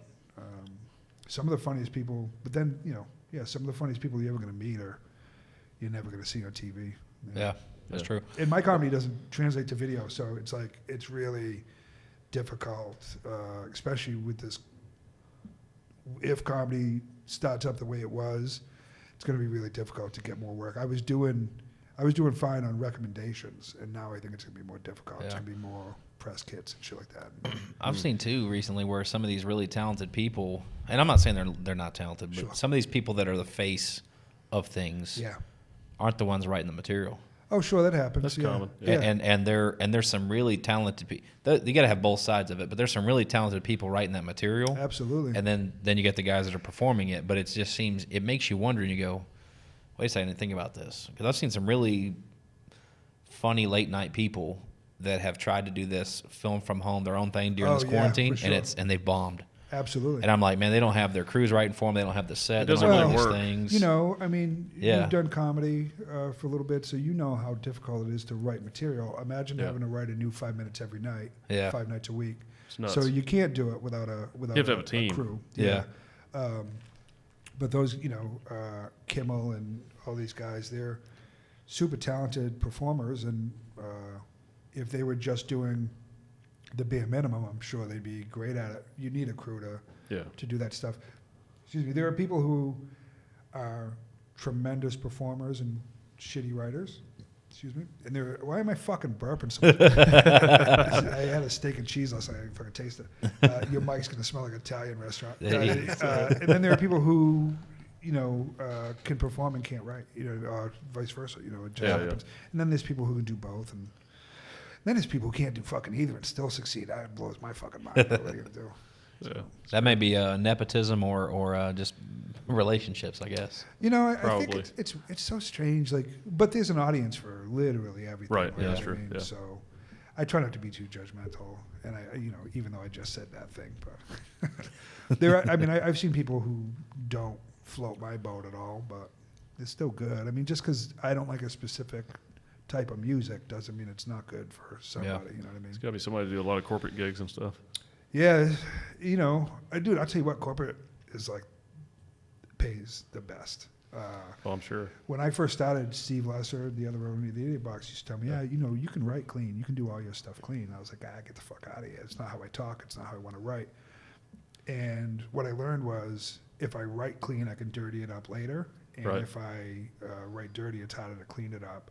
And I don't really write anyways. So if I just, when I'm pitching the idea on stage, if I just do it cleaner, I can dirty it up wherever I need to. And I had a comic, a headliner, who took me on tour with him, and he was like, if you just clean up your half hour, You can come with me wherever you want. And we did a year and a half on the road. It was fantastic. It was the best money I had made up until that point. And then I started doing corporate stuff, and I was like, holy shit. Like, I'm getting paid way too much to do nothing. You know what I mean? I was doing 20-minute sets and making 5 times what I was making for an entire week. You know what I mean? Oh, wow. And so that corporate stuff, people That's shit worth on it it. then, They shit on it, but if you can do it clean and still, see, that was the problem I was having was when I was told to write clean, I felt like I wasn't being myself. Yeah. And so you really have to, on that Venn diagram, you have to find where it's having fun and being yourself and doing something that fits in there. And whatever's in that middle, whatever meets, that's what you should be doing. I wasn't doing that. I was like, you know, I was tap dancing for people, and I shouldn't have been doing that. And as soon as and that didn't last long because I can't handle that shit anyways. But as soon as I figured that out, and all it was just taking the fucks out of my jokes. That's all it was. And so when people say I'm dirty, what they're seeing is aggressive. I'm on stage, I'm loud, I step towards people, I speak fast, I yell. You know what I mean? I fake yell. I love fake anger. It's my favorite thing in the world. You know what I mean? About nothing. Yeah. You know what I mean? If we can get fake mad about nothing. You know what I mean? Anytime anybody does that, this is guy Eddie Pepitone. Do you guys know Eddie Pepitone? My fucking favorite. I got to work with him. That was like, he was on my bucket list of people to work with. But him yelling about anything will make me giggle without fail every time. So I like doing that on stage. And I think because I do that, I get aggressive. I think people think It's good though. It's really good on open mics too, because when you go up, it really livens the crowd. Yeah, I try. Open mics are fun for me now. They weren't fun for years. And I say they're fun because I don't go to them. You know what I mean? Like, I go to them when if I feel like, I go to open mics if I'm at the Idiot Box and I'm tending bar just because I'm not on the road. Yeah. And I've probably been to 3 open mics in the last 4 years outside of that. And I'll go to those just because I want to see people. So do you work up most of your material on the road? Wherever. It all gets worked out on stage. It's neat watching you do it because it's so different than what a lot of comedians do. It's like even me, I have to write stuff first. I have to sit down and kind of go into that flow state and write for a long time and then start breaking it down. But since I talked to you, though, what I'll do is I'll write it all out and then I'll just start working on it, sort of like improvising it. Yeah, it's gotta come out the way you talk. Otherwise, you're just reading. You know what I mean? And I say this all the time. I said it to, I think it was J.D. Etheridge, and he got mad at me. But I was like, I think everybody at the open mic, because everybody at the open mic is not great. You know what I mean? I'm like, I think everybody at the open mic is a better writer than I am. You know what I mean? Like, and I really do. I think I'm a better comic than most everybody, and I think I'm one of the best comics in the state. But everybody, literally everybody, like you guys are better writers than me. You know what I mean? Like, I'm not a good writer. I'm not good at it. And maybe I'm not good at it because I don't try to be good at it, but it just doesn't work for me. What happens is I have a thought, and I'll just scribble it somewhere, and then when I get home, I'll put it on my whiteboard. And I got those all around my apartment. I look like a serial killer. And I'll just write an idea, be 1 to 5 words. It'll be a word or a sentence. And I just look at it. I train myself to like sneak a peek. And then because I have OCD and compulsive thoughts, I replace whatever shitty thought I was supposed to have with an idea. And now while I'm doing the dishes, vacuuming, whatever, I'm thinking about that thing for 15 minutes compulsively until I shift to another thing. And then by the time it gets set on stage, I never force it on stage. Sometimes I'll take a look at my phone to see, I'll scroll through a list of ideas, but I don't write set lists. I just have ideas in my head. And then when I go on stage, if it hits me, I say it out loud. And by the time it gets said out loud, it's either never been thought of or it's been thought of for 4 hours. And if I've thought of it for 4 hours and I can't come up with 30 seconds of funny out of it, that's a problem, right? But that's a skill that I have. So usually it comes out all right, and then I trim it back. And one of the issues I think people have is they try to overcreate. It's like if you're trying to produce something, you don't have to do it all in one day. You know what I mean? Yeah. And especially for like open mics. Like, so for open mics, you're doing 3, 4, 5 minutes a shot, right?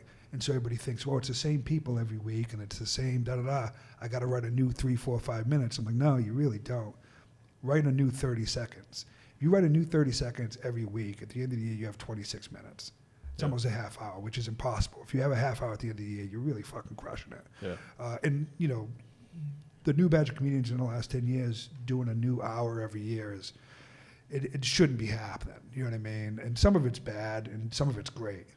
Bill Burr doing a new special every year is fantastic, and he's amazing at it, but he's gifted. He's not the rest of us, you know what I mean? So putting that pressure on ourselves is crazy. A new half hour every year in the early 90s, you would have been a fucking savant, you know what I mean?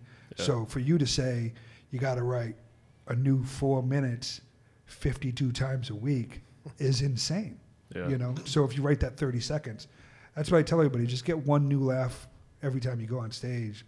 And so if you see me go on stage and I start looking up, I have no idea what I'm saying. I'm just. I can see you processing the thoughts. It's really interesting. If you ever see me giggle on stage, it means that's never been said. It's never been said, and I've never thought it before. And that's my favorite. I start giggling. I'm like, oh, here we go. We got something. And then what I do is, the trick to that is to fuck yourself. Like, talk until it's not funny. Oh, yeah. You know what I mean? Like, you would think, let me say the funny thing. All right, let's find something else funny. It's like, no. I'm trying to realize the thought. Let me drive this to exhaustion into the ground till the wheels fall off. Yeah. And then I'll go home and I'll listen to it, and I'll pull it back a little bit. I'll strip out a bunch of shit, and I got a new laugh. And now I don't have to write that down. I listen to it. It's in my head. I committed it to memory. The next time I'm talking about anything that's remotely close to that thing might come out. The amount of times I've been on stage and a joke I wrote 2 years ago, or a thought I had I don't really write jokes, but the thought I had 2 years ago comes up because it just found a home with this thing. Is like, I love that. It's my favorite thing in the world. That's amazing. That's a really unique skill, though. I think that's like specific to you. I think so, but I can also like, I like figuring out how other people write.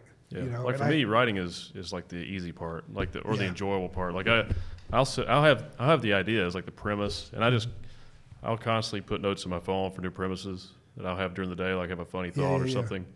And but like last night, I sat down and wrote for a couple of hours, and I'll just write out the whole premise, like all my thoughts about this. Yeah, that's great. And then I'll start going through each section of it and seeing, where I can veer off from it, and if there's funny parts in it. Do you highlight anything?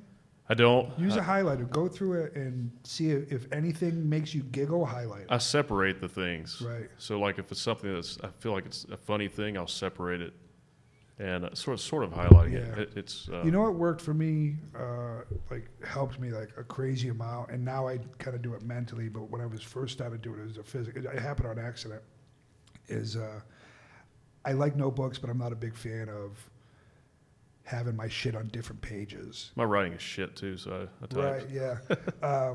But so, like, if I have a joke about A on this page and 4 or 5 pages later, B, those two things don't exist in the same world. The other one, cognitive dissonance, one's gone when the other one exists, right? Yeah. So what I did was I put every bit I had on one giant piece of poster board. Oh.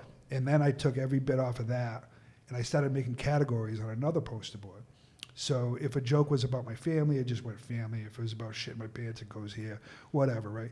And then anything that overlaps into 2 sections goes in both sections. And what that means is that one joke is a transition from that section to the other section. Yeah. And that's how you start building like really long. I do that. Yeah. Because all my stuff is kind of storytelling. Yeah. It's You do a observation. little bit longer form. Yeah. So like I do the same thing. So I have all my bits in separate files. Right. Each bit's written out separately, but then one bit's going to tie into another one somehow. Yeah. And I'll put that one right before the other one. So on my main set list or whatever, I have like the bits in order based on how they transition. Do you to ever the other like ones. halfway through a bit think about another bit just randomly? All the time? Yeah. Yeah. Do you ever just do it right there? Yeah, well, I'll move them too. I'll move stuff But around. I mean, when you're doing the bit, and you think about that other bit, do you ever just call an audible and do the bit you thought of? I'm too new. Yeah, I have. I'm telling you, do that. I've had those thoughts on stage. Yeah, But I'm not. Learning how to take the filter off. Yeah. And I'm still in my head a little bit. Yeah, but Yeah. so that's how to get out of your head is building trust with yourself. Your brain is reminding you that bit exists Right. because it wants to survive. Wants Your to come brain out there. doesn't want to go home with a bomb.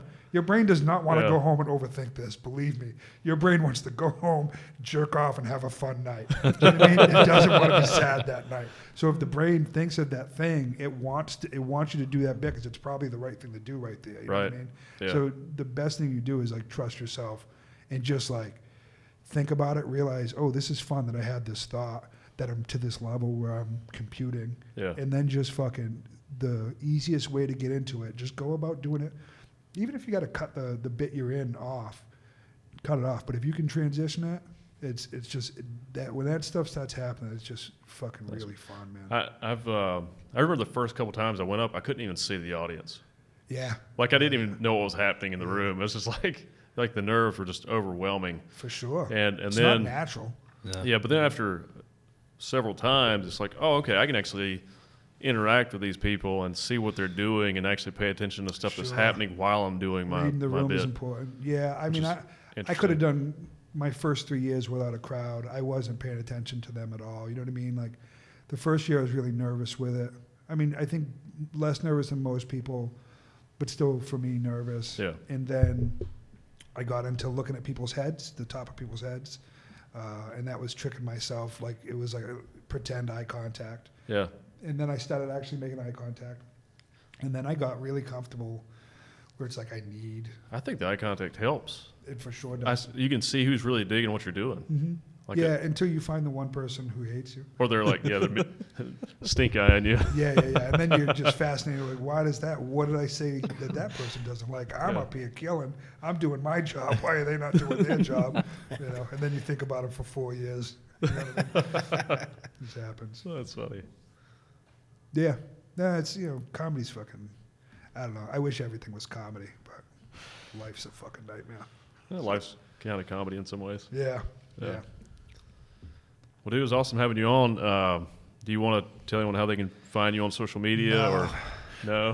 Well, just look up Eric Trundy. I think you may find him. Yeah, I'm on Instagram, but I don't really post Okay. that often, and I don't, Yeah.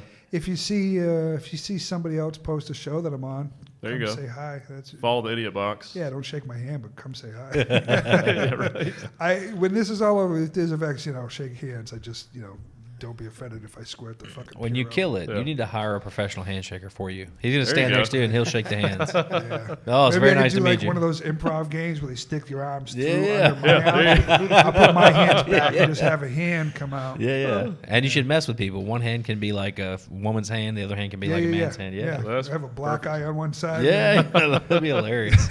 2 right hands, by the way. Yeah, you need 2 sweaty rights. Yeah, Yeah, there you go. take them 2 at a time. They Yeah, wear like the shadow suits. yeah. Well, hopefully comedy gets back to comedy. I'm Yeah. sure it will. Yeah. Well, I wish I was sure. I'm hopeful. Yeah, Yeah. me too. Yeah. I kind of need it. Yeah. Thanks for having me on, guys. I appreciate it. thanks for being Hopefully on, it man. wasn't It was fun. babbling about nonsense. Oh, no, it's hilarious. No, that's what it's about. Yeah. It's awesome. Well, thanks everybody. And I like how you looked in the camera there. That's good. Yeah. He's been practicing. about 2 months. Sorry for burping so much. No, I no, don't that's know good. what happened, man. It's just a fucking ice cream. I haven't burped this much in years.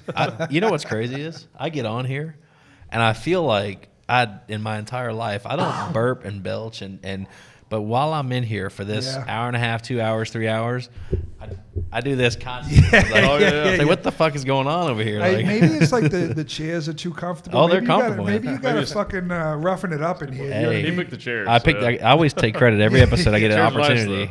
I Yeah. put a lot of effort in these. That's a lot of thought in probably these. Yeah. why I'm burping. I feel like a baby being coddled by its Yeah, mom. man. You know what I mean? Yeah. You guys got a fucking burp. Oh, he and needs a shit. tit in the mouth, and you're good to go, man. Hit your girlfriend up when you get out of Yeah, here. no tits in the mouth until this thing gets fucking Right, figured yeah. out. Yeah. All right. Well, thank you guys. See ya.